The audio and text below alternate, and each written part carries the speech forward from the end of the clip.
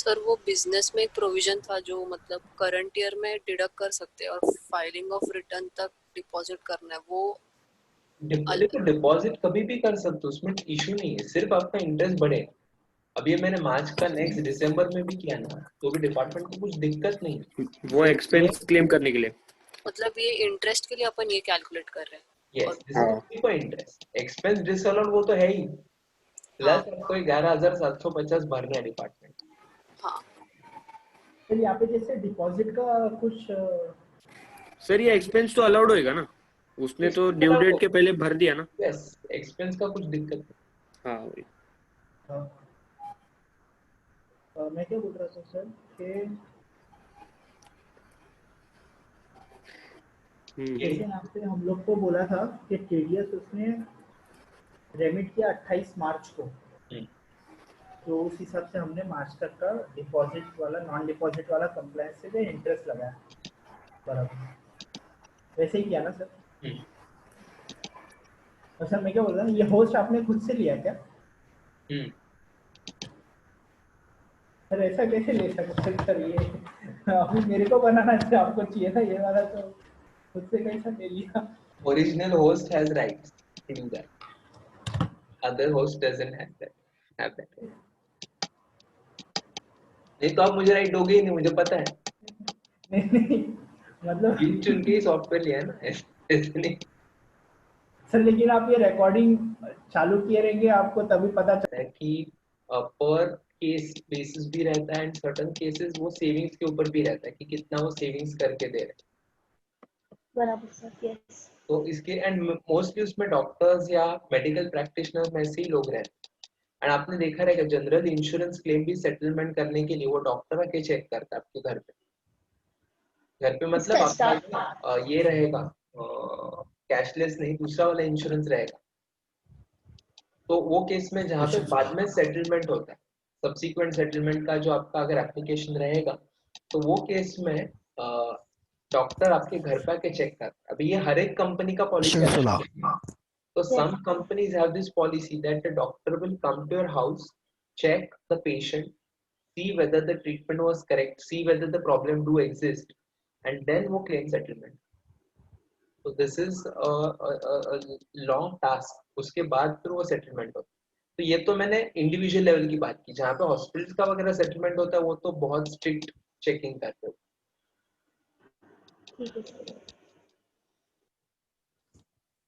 अरे सर फिर उनको सर कुछ ऐसा मतलब लगा कि ये नहीं लेना चाहिए, हॉस्पिटल ने लिया, तो पैसा रिकवर क्या आप हमसे करेंगे क्या? इन्हें हॉस्पिटल से करेंगे। हाँ हॉस्पिटल से करेंगे, हॉस्पिटल फिर हम लोग हमसे करेगा। अरे ये क्या है? ओके। तो इसके लिए देखो कैशलेस ज्यादा फायदा हमें नहीं है और हॉस्पिटल को फायदा है कैशलेस।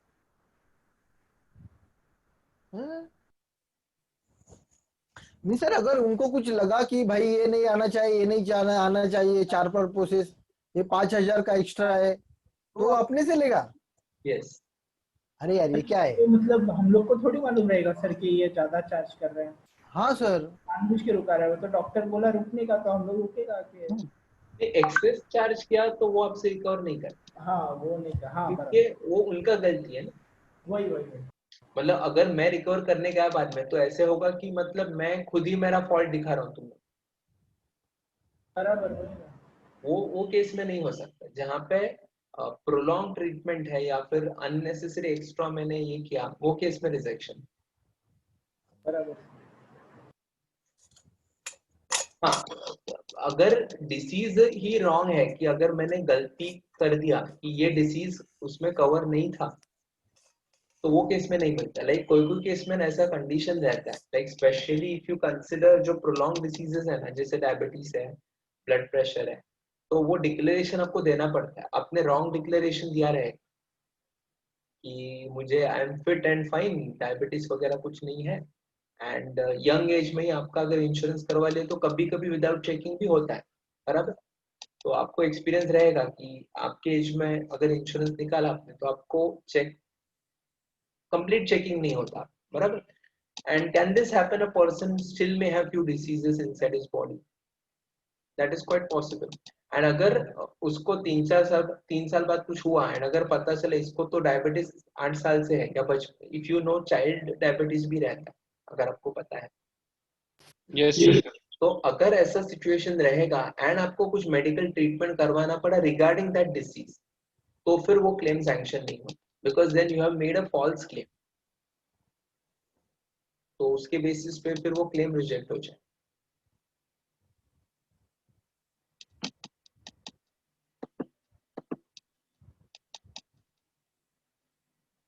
ओके चलो अभी हम लोग 17th क्वेश्चन देखते हैं। आशीष पढ़ो 17th question.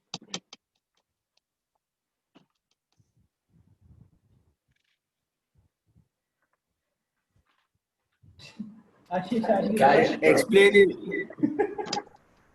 explain in the context of provisions contained in chapter 17 of the act, and also work out the amount of tax to be deducted by the payer of income in the following cases: payment of rupees 5 lakh made by JCP and company to Pingu Events Company Limited for organizing a debate competition on the subject preservation of rural heritage of Rajasthan. अभी ये point याद रखो, generally जो event organisers रहते हैं वो professional के under आते हैं, लेकिन डिबेट कंपटीशन वगैरह रहेगा ना वो कॉन्ट्रैक्टर के अंडर है।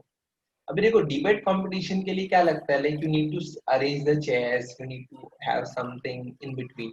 तो अगर आप ऐसा कुछ इवेंट ऑर्गेनाइज करो which is in the nature of debate competition, तो वहां पे टीडीएस होगा 194C के अंडर, so it will be treated like it is a contractor. तो जो स्पोर्ट्स एक्टिविटी रिलेटेड अगर इवेंट ऑर्गेनाइजेशन है, जैसे आईपीएल में वो सब चीयर गर्ल्स या बाकी जो ये रहता है पूरा, मतलब इवेंट ऑर्गेनाइज करते हैं वहाँ पे अलग अलग फंक्शन या प्राइज डिस्ट्रीब्यूशन या बाकी जो भी फंक्शन वहाँ पे ऑर्गेनाइज करते हैं, डांस परफॉर्मेंस रहता है, सिंगिंग परफॉर्मेंस रहता है, तो उसके लिए that is considered as professional activity.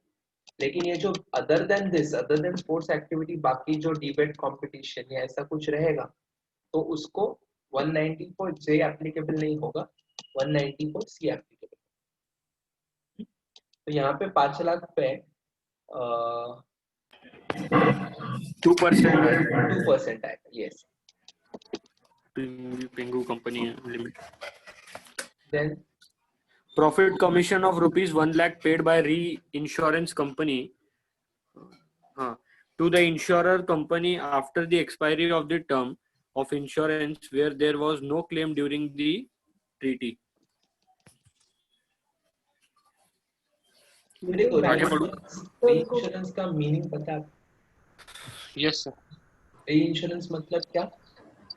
Insurance company वो अमाउंट पे दूसरी जगह से इंश्योरेंस लेती है वापस। यस, मतलब सपोज एक मिस्टर एक्स है, उसका इंश्योरेंस पॉलिसी है आईसीआईसीआई प्रूडेंशियल के साथ, एंड वो आईसीआईसीआई ने उसका क्लेम ट्रांसफर कर दिया एचडीएफसी लाइफ के पास, एंड सब्सिक्वेंटली वो पर्सन का क्लेम आया ही नहीं।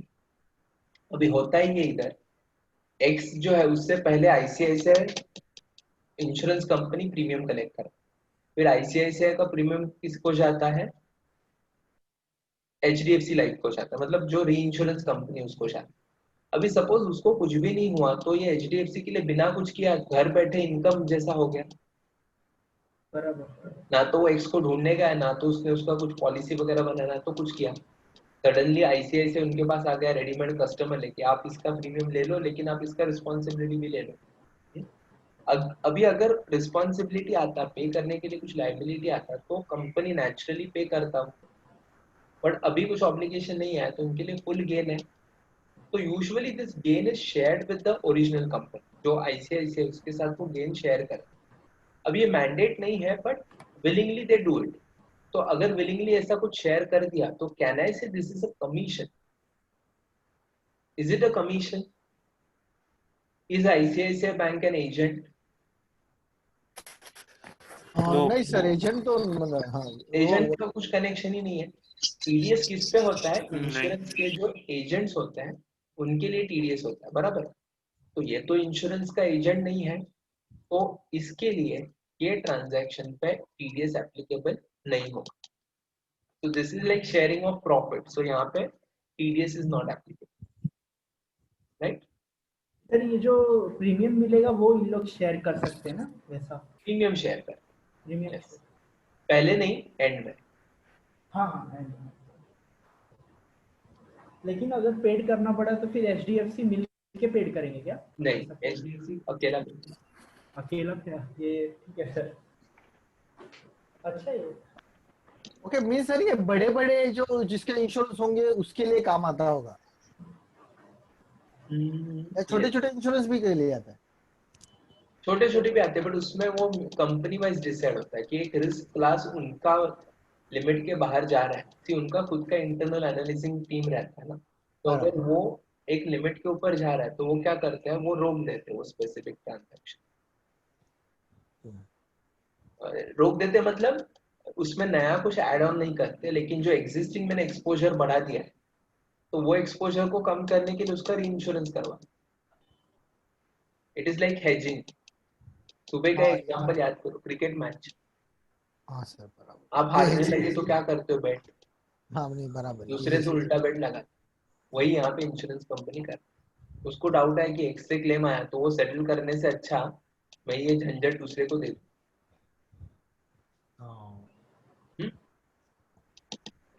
Yes. KD, a part-time director of DAF Private Limited, was paid an amount of rupees 2,25,000 as fees, which was actually in the nature of commission on sales for the period 1/4/2018 to 30th June 2018. अभी देखो part time वो है मतलब वो employ तो नहीं है company का.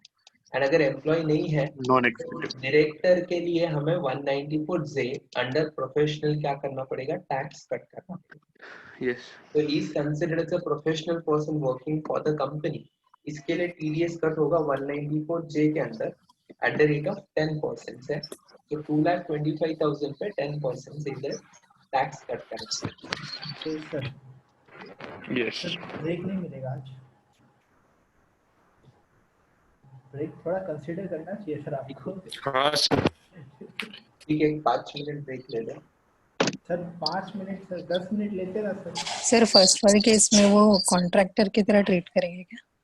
कौन सा वाला? फर्स्ट इवेंट वाला. हाँ. ये इवेंट में आप कॉन्ट्रैक्टर बन जाओगे बिकॉज यहाँ पे कुछ स्पेशलाइज सर्विस नहीं है ना. इवेंट मैनेजर मतलब वहाँ पे कुछ एक्स्ट्रा ऑर्डिनरी होना चाहिए ना. यहाँ पे कुछ भी नहीं है तो इसके लिए उसको कॉन्ट्रैक्टर की तरह ट्रीट करो. जैसे देखो और एक आप commission एसी वाला मेंटेनेंस का काम है बराबर. तो एसी मेंटेनेंस का काम आप या कंप्यूटर मेंटेनेंस का काम देखो. Computer that is more professional example. तो कंप्यूटर मेंटेनेंस कोई भी देते ना, हम लोग एएमसी दे देते, वो साल में आके कुछ रिपेयर्स वगैरह रहेगा तो करके जाए. अभी वो जो रिपेयर करने वाला बंदा है वो हमेशा इंजीनियर रहता है क्या, बताओ? है ना? नहीं. नहीं, वो तो नॉर्मल लाइक जो नॉर्मल उनके हाथ के अंदर काम कर रहे हैं उनके अंडर, तो वही कोई बंदा आके करता है. अगर उसके बाहर गया कैपेसिटी की या फिर कुछ नया इंस्टॉल करना है, नया लाइन डलवाना है, तो फिर वो इंजीनियर खुद आता बराबर. तो ये जो मेंटेनेंस है ना उसके लिए हम लोग 194C का कट करते हैं. लेकिन उसने कुछ सॉफ्टवेयर डिजाइन करके दिया तो आप फिर क्या करोगे, 194J में टैक्स कट करोगे. यस. बराबर. वैसे ही अगर event which is in the nature of debate competition या जनरल कंपटीशन है, सिंगिंग कंपटीशन, डांस. अभी सिंगिंग कंपटीशन भी आपके बिल्डिंग का सिंगिंग कंपटीशन है या सारेगामापा है, इसमें फर्क है. तो उधर का इवेंट अगर आप ऑर्गेनाइज कर रहे हो तो वो प्रोफेशनल में जाएगा, बिल्डिंग का रहेगा तो अलग है. सर लेकिन वो बंदा जो ऑर्गेनाइज करा रहा है उसके अंदर कोई प्रोफेशनल एक्सपीरियंस होना जरूरी थोड़ी है. अभी उसको डांस करना नहीं आता लेकिन फिर भी वो इवेंट तो ऑर्गेनाइज कर सकता है. नहीं, he is expertise in management of the event. Dance का उसको कुछ आइडिया नहीं है, वो तो 100%. इवेंट मैनेज करना ये भी एक स्पेशलाइजेशन. हाँ बराबर. मतलब वो ज्यादा बड़े लेवल पे होएगा तो स्पेशलाइजेशन चाहिए और प्रोफेशन वाला स्किल्स, प्रोफेशनल स्किल्स चाहिए इसके लिए. अच्छा. इट्स लाइक मैंने आपको बताया था प्रोफेशनल एंड वोकेशनल. तो बराबर. हेयर ड्रेसर बोलते हैं एंड नाई बोलते हैं. नहीं. हाँ. तो बार बार. बार दैट इज द डिफरेंस. काम तो दोनों एक ही कर, लेकिन स्किल अलग अलग है, सेट ऑफ स्किल्स. सर वैसे ये सेकंड वाले में फिर हम लोग को कोई आएगा ही नहीं ना टीडीएस किसी काम भी भी सर सेक्टर अलग का? होता है एक्चुअली थोड़ा. हाँ, काम अलग है. ये यस, कमीशन पे टीडीएस नहीं आएगा. आएगा नहीं मतलब, और कोई भी सेक्शन अट्रैक्ट नहीं करता ना इसको? It is like it's pure sharing of pure profit. Sharing वैसा, So हाँ there is no समझा question. समझा। तो no claim during the treaty मतलब उस टाइम पे बात कर रहे क्या है? हाँ. ट्रीटी. बराबर। मुझे सर अपना टैक्स का ट्रीटी याद आया. नहीं, वो नहीं. ट्रीटी, टैक्स का कौन सा टैक्स का ट्रीटी है? ट्रीटी कौन सा है सर? नहीं, वो बाद में बताऊंगा. अभी अच्छा ठीक वो है। इंटरनेशनल टैक्सेशन में है. अच्छा हाँ, तो अभी टॉपिक जरा ट्रीटी. डिटेल में जाएगा, इसके लिए मैं नहीं. ठीक है। ट्रीटी तो मेरे को वो याद आ रहा था, वो कंट्रीज आपस में ट्रीटी करता है. हाँ, अच्छा वही. लगे। वही आशीष बराबर. अच्छा. हाँ अभी ये इसका हुआ था ना शायद, विजय माल्या को लाने का कुछ। अभी सर ब्रेक भूल गए आप? 25 क्यों नहीं कर 25। रहा है माल्या और नीरव मोदी? हाँ. चलो 5 मिनट बाद आ जाओ. चलो. हाँ सर 25 सर 25, 10 मिनट सर। अरे चल भाई 5 मिनट का तो ले पहले. 10 मिनट बाबा।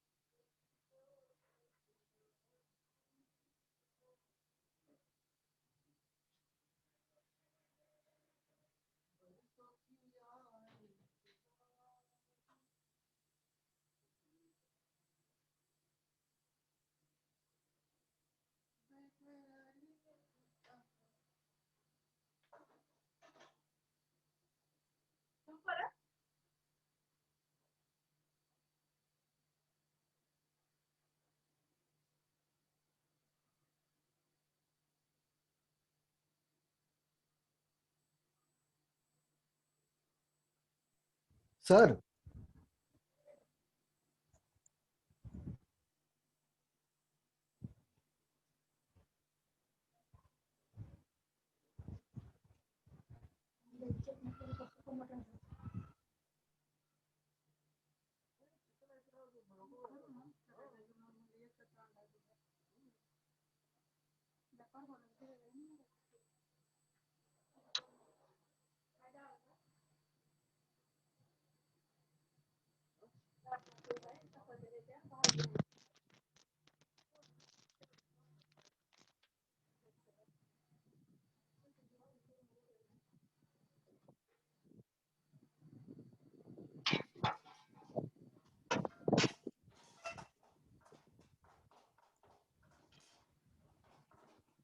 हेलो सर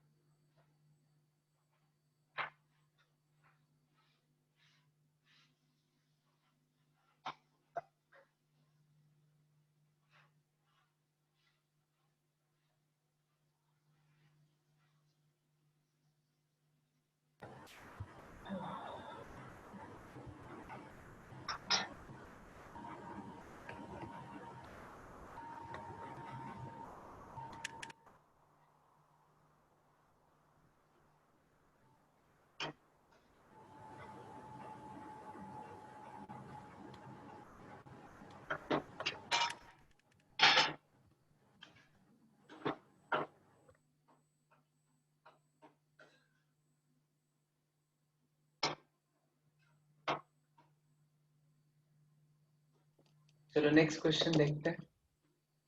आ गए सब लोग? यस सर आप ही नहीं गए 18th सर। क्वेश्चन। चलो अजीत को 18th question. BA Airways Limited sold tickets to the travel agents in India at a minimum fixed commercial price. The agents were permitted to sell the tickets at a higher price, but not exceeding the maximum published price. Commission at the rate of 9% of minimum fixed commercial price were deducted under section 194H by the company. मतलब ये sir 15,000 हाँ okay The assessing officer contended that the liability for deduction at source is attracted on the difference between the minimum fixed commercial price and the maximum published price by treating it as additional special commission in the hands of the agents. Is the correction of the assessing officer tenable in law? अभी मतलब assessing officer ऐसे ना बहुत बार assessing officer के ऐसे किस्से हैं क्या केसेस है जहाँ पे officer tries to impose tax on the expected event और you can say on rational basis he considers that जो एडिशनल स्पेशल कमीशन उसको मिलना चाहिए था उसके ऊपर वो बोल रहा है कि उसके ऊपर भी टीडीएस कट होना चाहिए करके अभी the basic problem is here starting में क्या बोला है B Airways limited is selling tickets to travel agents at a minimum fix commercial price तो उनको एक मिनिमम प्राइस बोल एंड एजेंट्स वे permitted to sell for a higher price ज्यादा प्राइस पे आप सेल कर सकते हो जैसे डेल क्रेडर कमीशन याद है हाँ ना सर वो अगर ज्यादा पे बेचता है तो उसके लिए बेटर रहता है मतलब तो लेकिन मैक्सिमम पब्लिश प्राइस से ऊपर नहीं जाता ऐसा उन्होंने डिसाइड कर अभी कमीशन उनको 9% और मिनिमम फिक्स प्राइस बोल दिया एंड उसके ऊपर उन्होंने क्या कर दिया 194H में टैक्स रिडक्शन कर दिया अभी ऑफिसर ने कंटेंशन किया कि liability for TDS is attracted on the difference between minimum fixed commercial price and maximum published price by treating it as an additional special commission in the hands of agent. तो वो बोल रहा है इन दोनों का जो डिफरेंस है उसके ऊपर भी उसको एडिशनल स्पेशल कमीशन बोल के उसके ऊपर टीडीएस कट करवाना है तो ये एक्शन ऑफिसर का करेक्ट है क्या कि जब उनको फिक्स्ड कमीशन बोला गया कि commission is given at fix rate of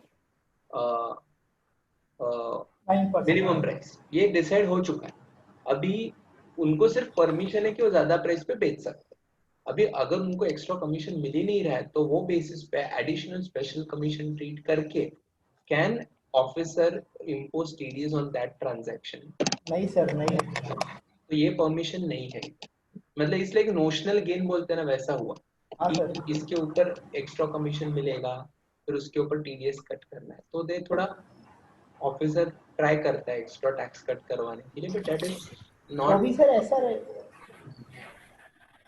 अभी ऐसा रहेगा ना कब वो बेचेगा तब उसको एडिशनल मिलेगा तब मतलब वो फिक्स नहीं है ना कि उतना मिलेगा उसको कमीशन एग्जैक्टली बिकेगा तो अच्छा कमीशन मिलना भी चाहिए उसको तो ये गलत हो गया तो एग्जैक्ट जितना अमाउंट है उसके ऊपर टीडीएस कट होना चाहिए not on the ad hoc amount तो कभी भी याद रखो एडहॉक अमाउंट पे टीडीएस कट नहीं होगा जैसे हमने परसों भी एक केस में देखा याद है जहाँ पे बैंकिंग कंपनी था वो कन्वर्ट हो रहा था सीबीएस में सेंट्रल मतलब हाँ तो जब भी उन्होंने वो सिस्टम अडॉप्ट कर दिया तो वो अडॉप्ट करने के टाइम उन्होंने क्या कर दिया टेम्पररी पीरियड के लिए अमाउंट डाल दिया वो एक स्पेसिफिक सस्पेंस अकाउंट एंड जब भी उनको पता चल गया कि अभी ये टाइम पीरियड ओवर हो गया तो उसके बाद उन्होंने क्या स्टार्ट किया उसके बाद दे स्टार्टेड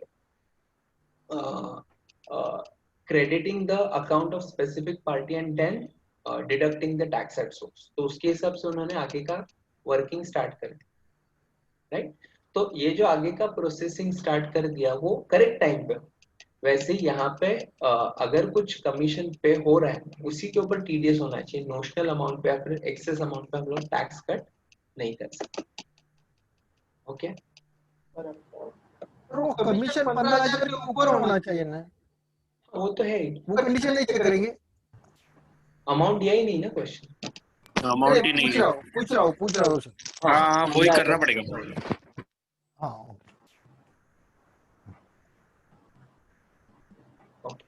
साला सर आंसर तो सर बहुत बड़ा दिया है सर इतना नहीं इतना बड़ा वो अरे सर इन्फॉर्मेशन के लिए दिया है इतना नहीं लिखा तो मुझे यस निकिता पढ़ो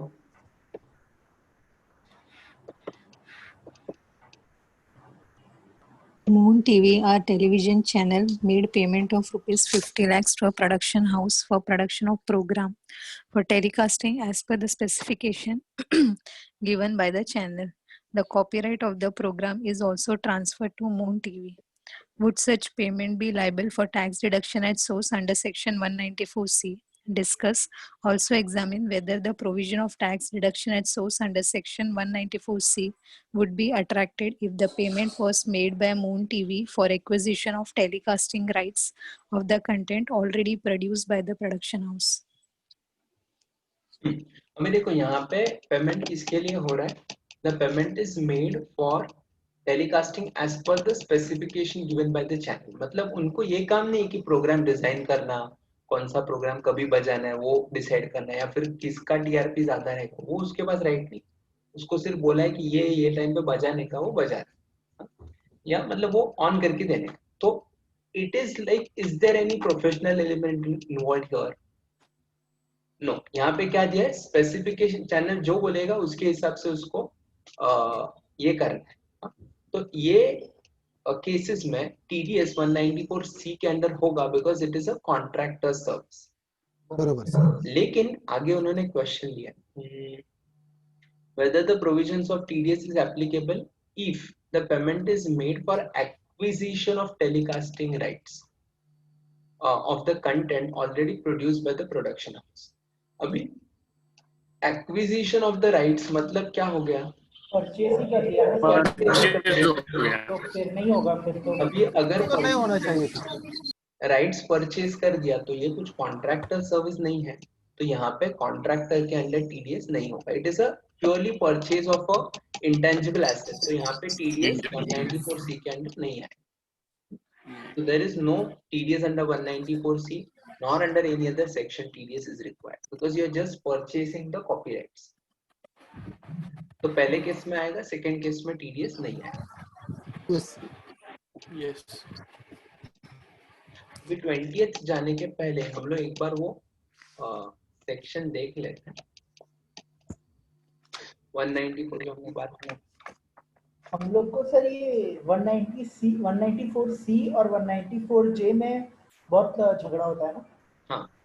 मतलब वो डिस्क्रिमिनेट करने के लिए बराबर आना चाहिए. यस.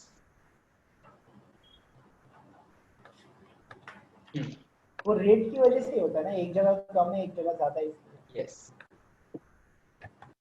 अभी देखो, एंड होता कैसे है, ईगो बीच में आ जाता है. अभी मैंने आपको बोला कि are you a contractor? Would you accept you are a contractor? No. अरे सर. कभी भी नहीं. अभी आप ना बोलोगे, लेकिन मैंने बोला कि अगर आप कॉन्ट्रैक्टर ट्रीट हो गए तो आपका TDS 10% से सीधा 1% हो. तो maybe not all, but at least some of you will get ready for making yourself as a contractor, right? Sir मैं सच्ची में भी लेती थी एक जगह से 94C में. मैंने बोला मेरा प्रोफेशनल डिग्री है ही नहीं, तो मैं 10% कैसे डिडक्ट करके लूं. मतलब एक जगह पे अकाउंटिंग सर्विस देखती थी मैं, तो मैं नहीं लेती थी, मैं 1% ही डिडक्ट करवाती थी. सर अभी अगर मेरे को किया तो चलेगा, मैं भी 194C में, लेकिन CMA होने के बाद नहीं. हाँ, डिग्री आने के बाद नहीं करती. डिग्री आने के बाद आप नहीं करते. अभी चलेगा वैसे. एंड दूसरा क्या होता है, हम लोग खुद प्रोफेशनल हैं, हम लोग खुद बोलेंगे. देखो, इंजीनियर ने बोलना अलग बात, बराबर, बिकॉज इंजीनियर है, लेकिन उसको टैक्स का तो नॉलेज एक्सपेक्टेड नहीं है. लेकिन ये चीज CA या CMA नहीं बोल सकता ना कि हम, अरे मुझे तो पता नहीं था, मैं प्रोफेशनल हूँ करके. हाँ बरोबर.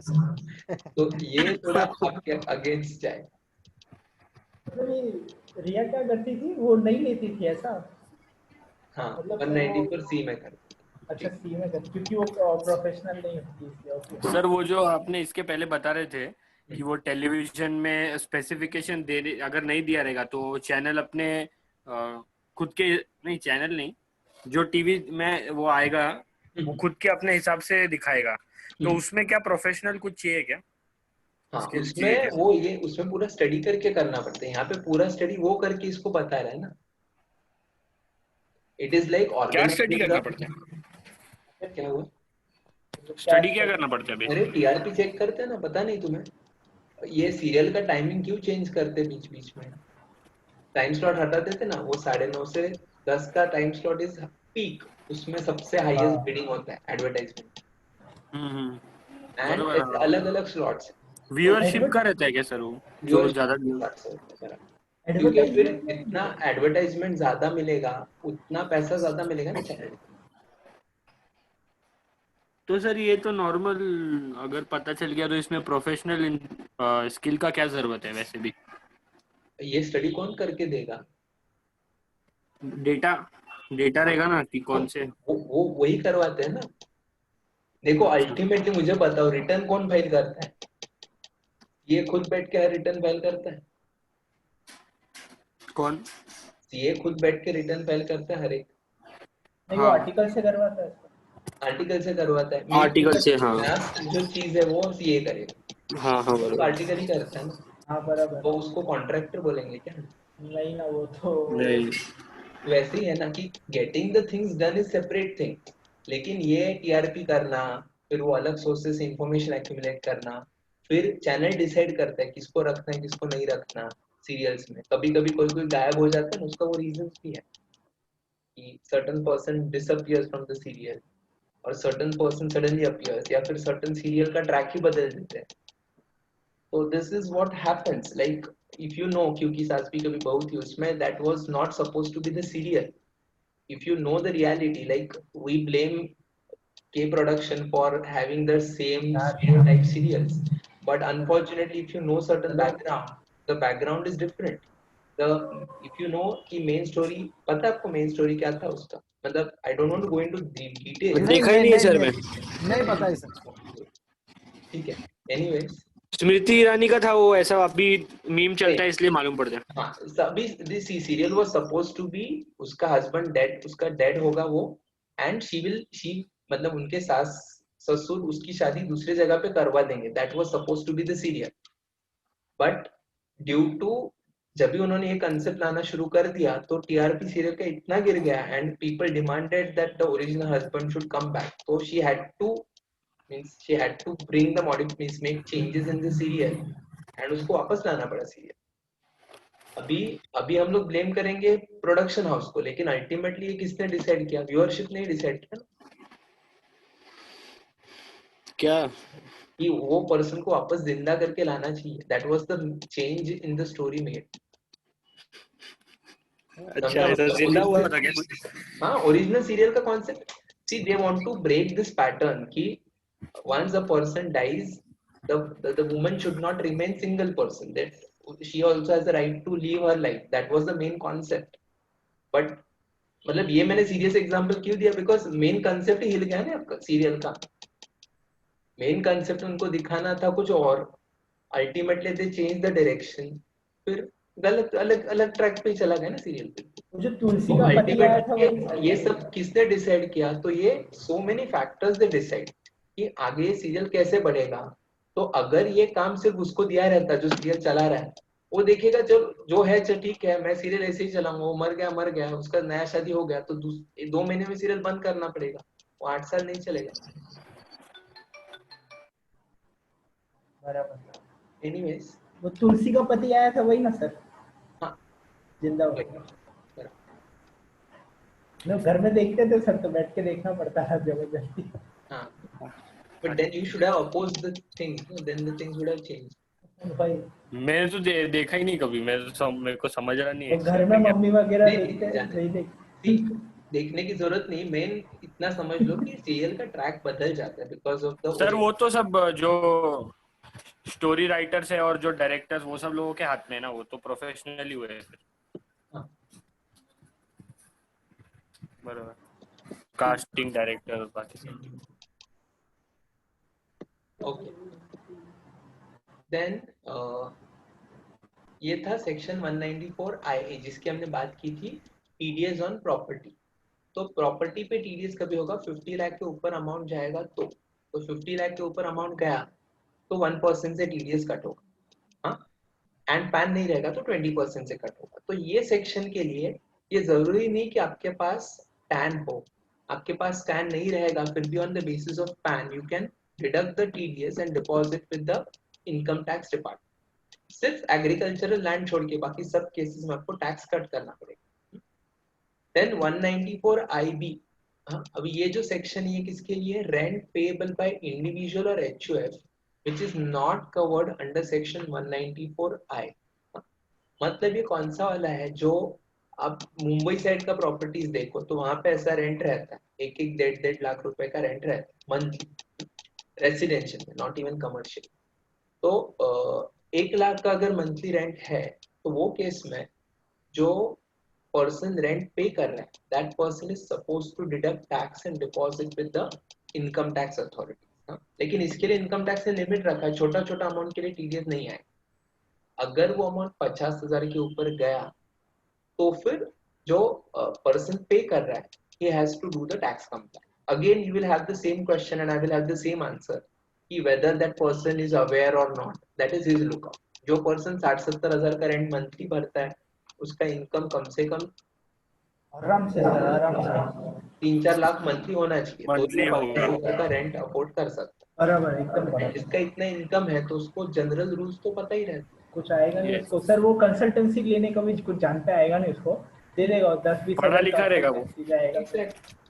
तो यहाँ पे बायर नहीं, जो टेनेंट है, tenant is suppose to deduct tax and deposit with the income tax authorities. लेकिन ये किस किस के लिए एप्लीकेबल है, इंडिविजुअल और HUF, and not covered in 194I। 194I है बिजनेस के लिए, वो पर्सनल के लिए नहीं है। वहां पे अगर पर्सनल रहेगा तो उस पर टीडीएस नहीं आएगा। मतलब अगर मैंने मंथली 30,000 का रेंट भरा घर का, तो 194 आएगा क्या?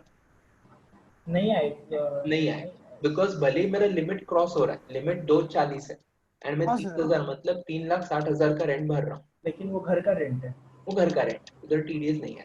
नहीं आएगा। हाँ?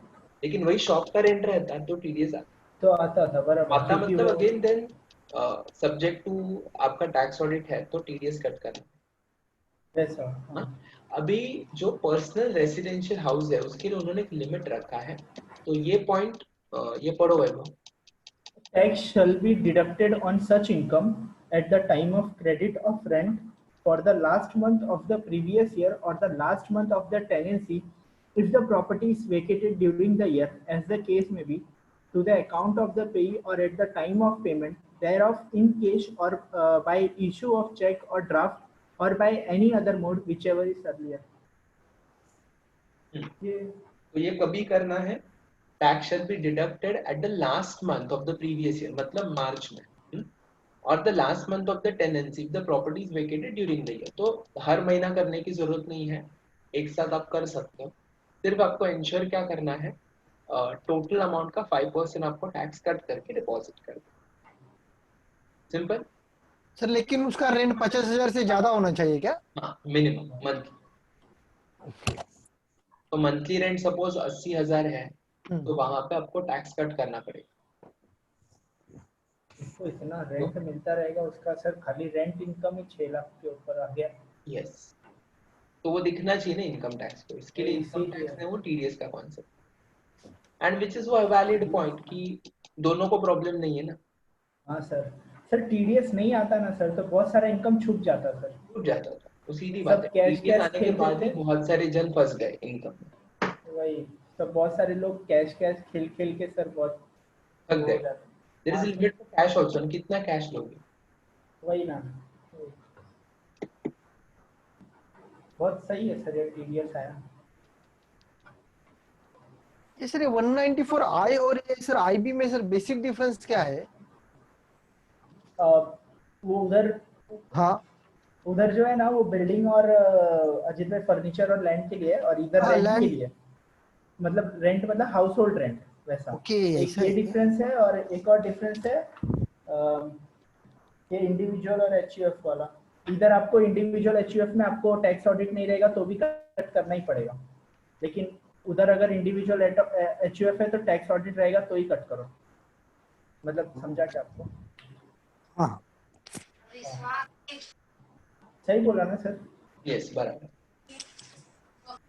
सर ये लास्ट में जो दिया हुआ है ना, प्रोविजन ऑफ सेक्शन 206AA वाला, वो मुझे नहीं समझ में आ रहा है वो क्या है। हाँ, उधर आना है, यहाँ तक समझ में आपको? तो टैक्स कट कभी होगा? हर एक साल के एंड में कट होगा। आपने मंथ ऑन मंथ किया तो भी कुछ कोई आपको बोलेगा नहीं, लेकिन जरूरत नहीं करने का।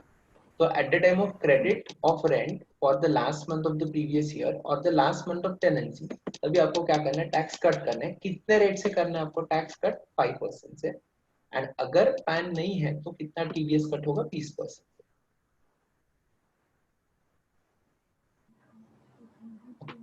अभी जो लास्ट पॉइंट है, तो लास्ट पॉइंट बोलता है कि आपका लास्ट महीने का ये सब प्रोविजन आप कभी कर सकते हो कि अगर where the tax required to be deducted, where the such tax amount shall not exceed the amount of rent payable for last month of the previous year or the last month of tenancy. तो मुझे इतना भी TDS file up नहीं करना है कि last महीने का टीडीएस का अमाउंट मेरे रेंट से ज्यादा, एंड फिर मैं बोलूंगा अरे मेरा तो रेंट का अमाउंट कम है तो मैं टैक्स कट नहीं कर सकता. Are you understanding? For example, 50,000 for 60,000 per month rent है, तो 60,000 into 12 कितना होगा? सर 7,20,000 7,20,000 7,20,000 का 5% करो 36,000 36,000. 36,000. तो अगर ऐसा हुआ कि मेरा लास्ट मंथ का रेंट कम है एंड मतलब मैं हाफ मंथ में छोड़ के चला गया, बराबर, तो फिर क्या होगा? हाफ मतलब 6 महीने बाद ही छोड़ के चला गया ऐसा? हाँ, तो मतलब टीडीएस ज्यादा पे हो जाएगा. टीडीएस का अमाउंट इन शॉर्ट मेरा ज्यादा आ रहा है एंड रेंट का अमाउंट कम आ रहा है, तो वो केस में रूल बोलता है कि मेरा टीडीएस का अमाउंट रेंट के अमाउंट से ज्यादा नहीं होना चाहिए. अच्छा, Are you तो getting फिर this? अगर ज्यादा नहीं हो नहीं जाएगा सर, कैसे टीडीएस का कैसे हो सकता है ज्यादा रेंट से? मोस्टली नहीं होगा. देखो 5% है तो ये होने का चांसेस बहुत कम है. चांसेस बहुत कम है. हाँ, Only in situation where there is a you can say थोड़ा पाइल अप हो जाएगा. मतलब मार्च के बाद भी आपने नहीं भरा टीडीएस तो हो सकता है. लेकिन सर अभी बंदा अगर समझो 6 महीने में छोड़ के चला गया और फिर वो 12 महीने का टीडीएस क्यों भरेगा? 6 महीने का ही भरेगा ना. 6 महीने का ही भरेंगे. तो ज्यादा कैसे होगा फिर रेंट से टीडीएस? बहुत कम केसेस में ऐसा चांस है कि जहाँ पे हाँ, बराबर. होगा. प्रैक्टिकली ये होना मुश्किल है. रेंट कम हो गया ना तो ऐसा हो सकता है. Suppose I was staying in a flat, पूरा फ्लैट में खुद ऑक्यूपाई किया and I was paying may be 1,50,000 per month as rent. फिर कोई पर्सन शेयरिंग में आ गया एंड बाद में मेरा रेंट हाफ हो गया, 75 हो गया. बराबर पहले जितना महीना में था वो 150 था, बराबर. तो सपोज पहले 8-10 महीना में 1,50,000 पे कर रहा था, लास्ट 2-3 महीना में 75 पे कर रहा हूँ, तो तभी ऐसा हो सकता है कि मेरा टीडीएस का अमाउंट अलग हो जाएगा एंड रेंट का अमाउंट अलग हो जाएगा. तो उस केस में क्या करना चाहिए सर फिर? It will not exceed that amount of rent. तो ये अगर नहीं समझेगा तो ये वाला बात, मतलब तो जैसे आपको पहले से टीडीएस कट करना पड़ेगा आइडियली, अगर आपको पहले से पता है. अच्छा, सर मतलब मार्च से पहले फॉर एग्जांपल मेरा जो टीडीएस अमाउंट आ रहा है मार्च में ज्यादा आ रहा है, मतलब रेंट से भी ज्यादा आ रहा है, तो फेब से ही हम लोग डिडक्ट करना स्टार्ट करेंगे ना? Ideally you should deduct from Feb, मतलब जैसे हम लोग बाकी सेक्शन में करते हैं तो वैसे आपको पहले ही कट करना स्टार्ट करना पड़ेगा. तो पहले ही आपने स्टार्ट कर दिया तो लास्ट महीने में प्रॉब्लम नहीं आएगी.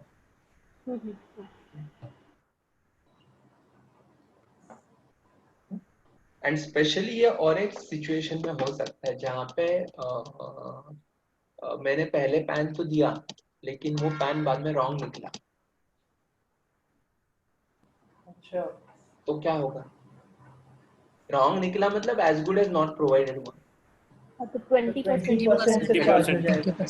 एंड 20% से कट करना पड़ेगा तो वो लिमिट एक्सीड हो जाएगा ना. Yes. वो लिमिट एक्सीड हो जाएगा तो वो टीडीएस का अमाउंट रिस्ट्रिक्ट हो जाएगा जितना रेंट का अमाउंट है, मतलब 20% नहीं होगा. जितना मैक्सिमम लास्ट मंथ का रेंट आता है उतने तक वो एडजस्ट हो जाएगा, उसके ऊपर नहीं जाएगा. अरे टोटल टीडीएस का बात कर रहे हैं ना? टोटल टीडीएस की बात. सर अगर बिकॉज़ ये मंथ ऑन मंथ नहीं कर सकते. देखो practically it is impractical for a tenant to do this compliance monthly. आपको क्या लगता है कि वो मंथली ये सब करना उसके लिए पॉसिबल है? हाँ सर, नहीं, हाँ तो बहुत सारे और भी काम है ना जिंदगी में. तो इसके वो बिजनेसमैन तो नहीं है कि ये हर एक महीना करता है. वही. तो इसके लिए उनको ये कंसेशन दिया है कि आप हर एक महीना ना करो, लास्ट महीने में एक साथ करो, तो that is okay, right? Sir अगर मैंने कम पे किया तो कुछ इंटरेस्ट वगैरह नहीं आएगा ना?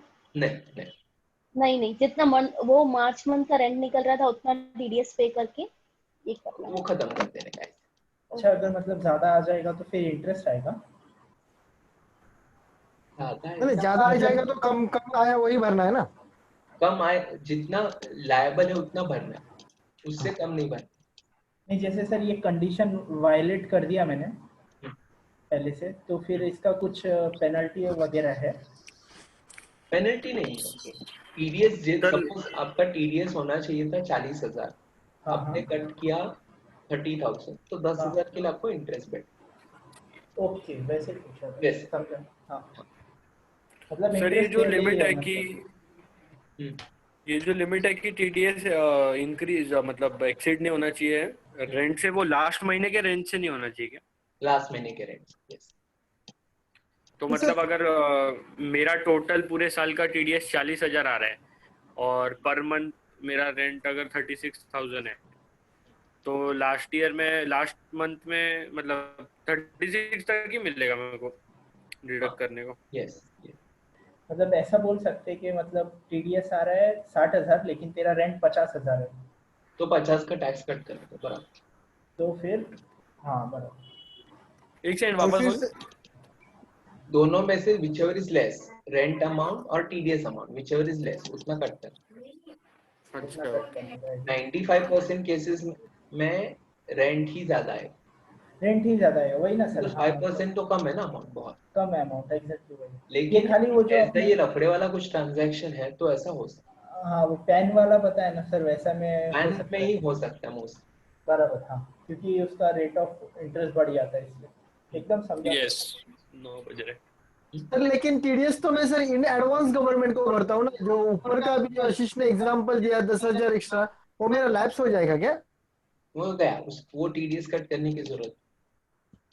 देखो, इनकम टैक्स इधर लीनियंट क्यों है, तो इनकम टैक्स ऐसे पागल नहीं इधर लीनियंट होने, ये इंडिविजुअल। घर के सब ट्रांजैक्शन चल रहे, रेसिडेंशियल हाउस प्रॉपर्टीज चल, इधर इनकम हो ही नहीं रहा था डिपार्टमेंट को, डिपार्टमेंट ने इनकम कलेक्शन स्टार्ट कर। सेकेंडली सडनली आप उनके जी जान पे बैठ गए तो कोई ये कंप्लेंट्स करेगा नहीं, अपोजिशन होगा, फिर ये बंद हो जाए। अच्छा, ऐसा भी होता है क्या सर?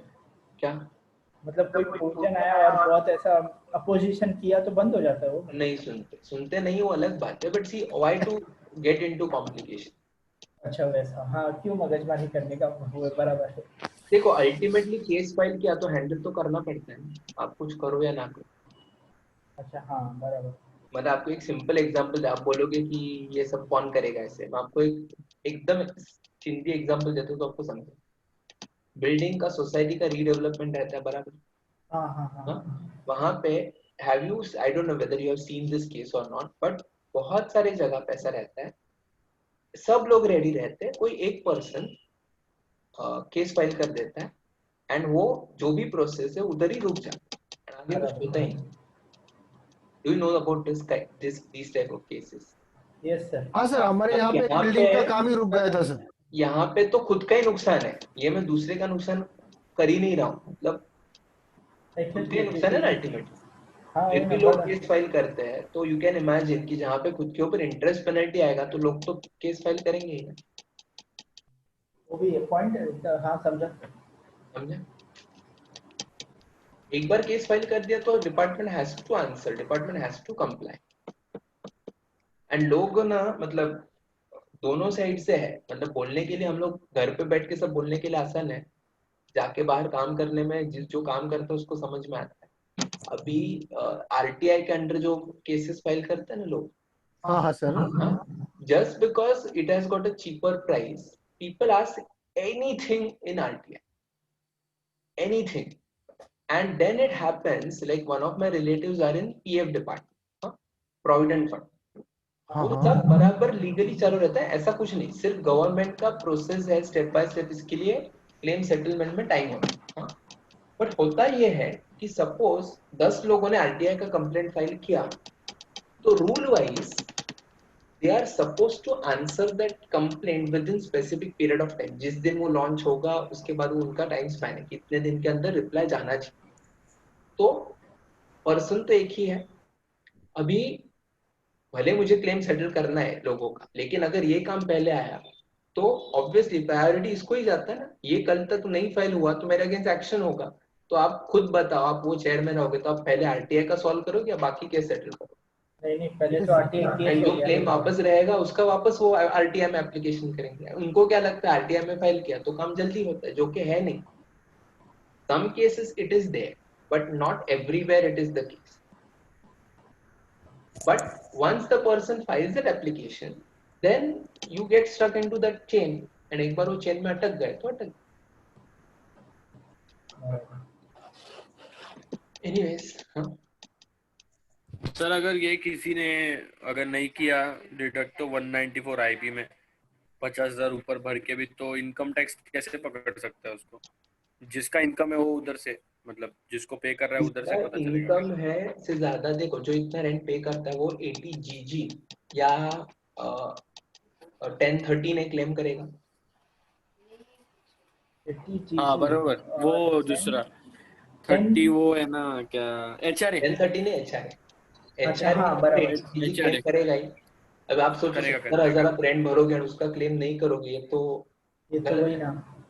तो क्लेम करेगा. क्लेम करने के पकड़ा जाएगा. पकड़ गया. मतलब वो इधर से भी पकड़ सकता है और जिसको मैं पे कर रहा हूँ मतलब मेरे लैंडलॉर्ड, करेक्ट, दोनों साइड से पकड़ा जा सकता है. मतलब बचने की गुंजाइश नहीं है. दूसरा बच भी गए तो ठीक है, मुझे क्लेम मेरा छोड़ देना पड़ेगा. मतलब मैं रेंट पे कर रहा हूँ, मैंने रिटर्न में दिखाया ही नहीं रेंट पेमेंट करना, तो मैं बच सकता हूँ. वो तो सर ज्यादा भारी पड़ जाएगा. लेकिन बेनिफिट चला जाएगा ना. तो पेमेंट से ज्यादा वो उसको ऐसा कंप्लायंस करने से ज्यादा अच्छा पड़ेगा. वो कंप्लायंस करना ज्यादा अच्छा पड़ेगा. उल्टा ये कंप्लायंस अच्छा देना और सब बहुत भारी पड़ जाएगा सर. लेकिन अगर कोई ऐसा अगर करे कि नहीं मेरे को टीडीएस नहीं भरना है, तो मतलब टीडीएस तो क्या है, मतलब जो पे कर रहा है उसमें से ही काट के पे करना है ना, तो उसमें किसी को मतलब ऐसा कोई जान पे नहीं आना चाहिए. कुछ जान पे नहीं आता. वो बोलते सिर्फ इंटरेस्ट पे करो 1% और 1.5% पर मंथ और पार्ट ऑफ द मंथ. तो इंटरेस्ट भरना पड़ेगा. बाकी लेट किया तो नहीं. मतलब आशीष पूछ रहा है. नहीं मतलब मैं पूछ रहा हूँ कि मतलब जनरली पे करना इतना कोई मतलब मुश्किल नहीं है ना, ये जो आईबी का जो टीडीएस है. बिल्कुल नहीं, एकदम आसान. It doesn't take half an 1 घंटा लगेगा. पर उसको पिंच भी नहीं होता. जो पेमेंट करता है उसका क्या जा रहा है? उसका तो हाँ उसका क्या जा रहा है? वो तो उल्टा जो उसको दे रहा है उसका जा रहा है. वही तो. हाँ वही मैं सोच रहा हूँ. तो इंटरेस्ट नहीं भरेगा. तो मतलब भरना ही चाहिए अगर 50 के ऊपर. आया समझ में? Yes sir. Okay. Then 194 IC and 194 J. IC क्या है? Payment of consideration not being in kind under the joint development agreement और सिमिलर एग्रीमेंट. हाँ, तो जॉइंट डेवलपमेंट एग्रीमेंट में क्या होता है? मैं मेरा घर किसी को दे देता हूँ, बिल्डर को, फिर बिल्डर वहां पे डेवलप कर देता है एंड फिर मुझे कंपेंसेशन मिलता है, थोड़ा घर मिलता है एंड ये एग्रीमेंट बनता है. हाँ, अभी थर्ड टाइम कभी कभी कैसे होता है, I give my property for development and at the same time I prepare a bungalow cum building and उसमें सर्टन एरिया में मेरे नाम पे रखता हूँ and certain flats I permit to sell to the original person, joint developer. या फिर मैं क्या करता हूँ, सब रिलेटिव्स है तो सब रिलेटिव्स के नाम पे एक घर कर लेता हूँ एंड फिर बाकी का जो फ्लैट है उसको परमिशन देता हूँ कि you can sell this property. Right. तो यहाँ पे जो जॉइंट डेवलपमेंट एग्रीमेंट होगा तो वहां पे कंसिडरेशन आपको मिलेगा एंड ऑब्वियसली ये कंसिडरेशन 1-2 लाख तो नहीं रहेगा, बहुत ज्यादा अमाउंट रहेगा. तो थ्रेशोल्ड लिमिट तो यहाँ पे उन्होंने रखा ही नहीं. यहाँ पे क्या होगा, टीडीएस सीधा 10% से कट होगा. एंड ये कैपिटल में हमने देखा था जॉइंट डेवलपमेंट एग्रीमेंट का, तो सिमिलर प्रोविजन यहाँ पे भी एप्लीकेबल होगा. लेकिन टीडीएस के वजह से ये ट्रांजैक्शन क्या होगा, अभी बाहर आने लगे. बहुत सारे लोग क्या करते थे, एग्रीमेंट दिखाते ही नहीं थे, फिर ये चीज प्रेजेंटेशन में भी नहीं लाते. But because of this TDS the transaction has been reflected to tax department.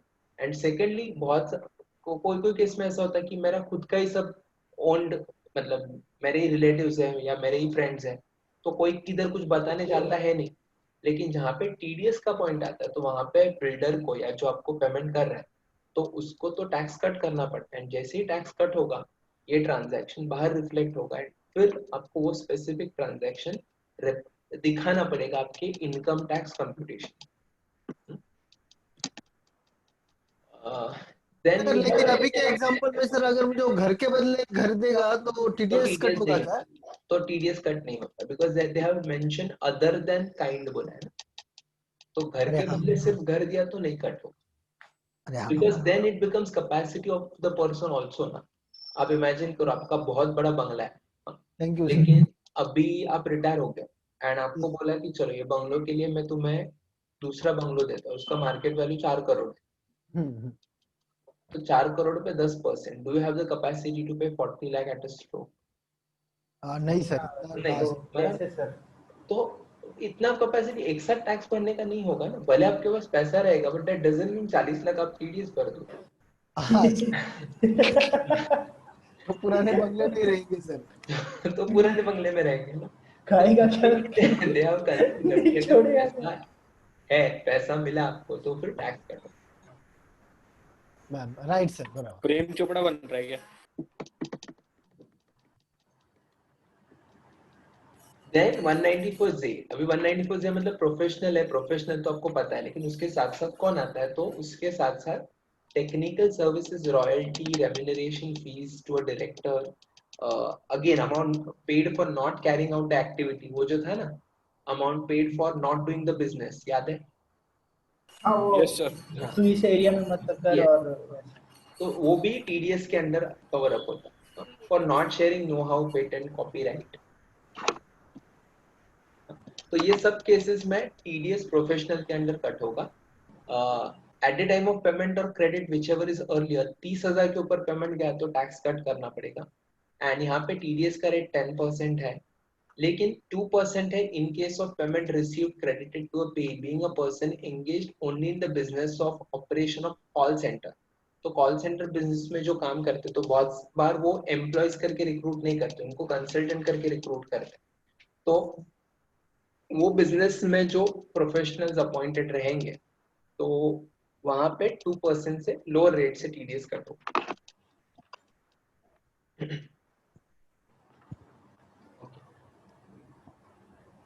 Sir 9 बज गए। धीरे बोल रहा है एकदम। 9 बज गया सर। और भी मतलब सर सुने नहीं रहेंगे इतना। सुना नहीं? इतना स्क्रॉल हो रहा है मतलब सर ने सुना है। आप भी थक गए सर बहुत। आज आपका बहुत हैवी जाता है ना sir, Saturday actually. Saturday is heavy, yes. कल सर संडे हमारे बीच में भी सर आपके लेक्चर्स होते हैं क्या? हमारा कंटिन्यू पढ़ाते हो ना सर आज सैटरडे आप सुबह से? बाप रे। वही ना, तो समझते ही हो सर। नहीं मैं छोड़ रहा हूँ, आप समझ में आया। ठीक है सर सैटरडे को छोड़ रहे हो क्या लेक्चर? दो ऐसा है क्या कोई? हाँ मतलब अभी, हाँ अच्छा वैसा। सर अरे अभी छोड़ रहे हैं अभी सर। छोड़ रहे हैं, हाँ मैं समझा। अभी क्या बात कर रहे मेरे हैं को लगा सर? इतना वो हेक्टिक हो रहा है। रुको रुको, सिर्फ एक सम लेते हैं फिर हम लोग रुक जाते हैं, because we have taken that part, तो only that sum will take and then will stop. Yes. जो अभी आपका हमारा डिस्कशन चल रहा था ना रेंट वाला, तो वो एक एग्जांपल लेके बंद करते हैं। हाँ, 20th example. Mr. X is a salaried individual paying rent of 55,000 per month to Y, बराबर? 55,000 मतलब 50 के ऊपर गया हाँ यस सर, तो यस TDS कट होगा। Yes. Is he required to deduct TDS? If so, when is he required to deduct TDS? तो उसको TDS को भी कट करना है, मार्च एंड। मार्च 2020। बराबर? तो ये जून से मार्च में है, मतलब वो 10 महीना वहां पे स्टे कर रहा है, तो 10 महीने का रेंट कितना होगा? 55,000 इंटू 5,50,000 एंड 5,50,000 पे 5% उसको टैक्स कट करना है 27,500। अभी देखो वो अपना पॉइंट था ना,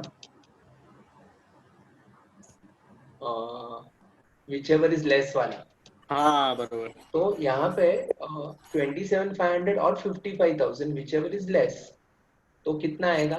27,500. 27 आएगा सर फिर. Yes. Okay.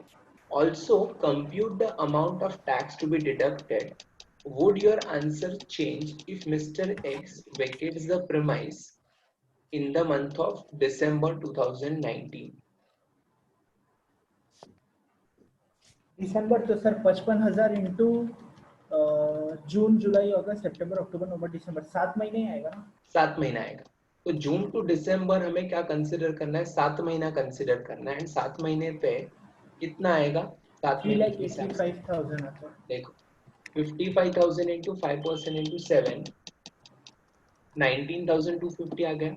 हाँ सर 19,000. एंड रूल क्या है? मार्च में या फिर जब भी वेकेट करेंगे तभी. अभी वेकेट अभी किया तो मुझे क्या करना पड़ेगा? अभी टैक्स को डिडक्ट करना पड़ेगा. And again same thing, you have to compare TDS, that is 19,250 और 55,000, whichever is less. तो 19,250 टैक्स कट होगा. अच्छा. Alright? वो तो वैसे ही होगा. हाँ, लेकिन अभी जो अपना पॉइंट था लास्ट वाला, also what would be the answer if Y does not provide PAN to Mr. X? 20%. 20%. तो अभी देखो हमने जो पहला एग्जांपल लिया था 5,50,000, तो 5,50,000 पे 20% माने कितना आएगा? 1,10,000. 55,000. हाँ, 1,10,000 और रेंट 55,000, whichever is less. तो कितना टैक्स आता? 55,000. यस. एंड जो लास्ट दिसंबर वाला था तो दिसंबर में भी क्या आएगा? 55,000 into 20% into 7. एक सर 77,000. 10,000. 77,000 और 55,000, whichever is less. 11,000 into 7, 77,000, 77,000, 55. बरोबर. वापस 55. आ गया? हाँ. Yes. तो जब भी पैन प्रोवाइड नहीं करेंगे तभी अपना क्या हो सकता है? रेंट का अमाउंट कम आ सकता है. तो रेंट का अमाउंट आया 55,000, TDS का अमाउंट है 77,000. तो हम लोग टैक्स कौन से रेट से कट करेंगे? मतलब कितना कट करेंगे? 55,000 कट करेंगे. क्लियर? बरोबर सर. यस सर समझा. यस. ठीक है. अभी ये समझा section 194 IB. Yes sir. Okay. तो फिर आज के लिए हम लोग रुक जाते हैं. एंड कल फिर morning 7:30 will continue with this. And ये कंप्लीट करके फिर हम लोग आगे का पार्ट स्टार्ट करते हैं. पार्टनरशिप फॉर्म स्टार्ट करेंगे. कल फॉर्म स्टार्ट कर देंगे. ठीक है.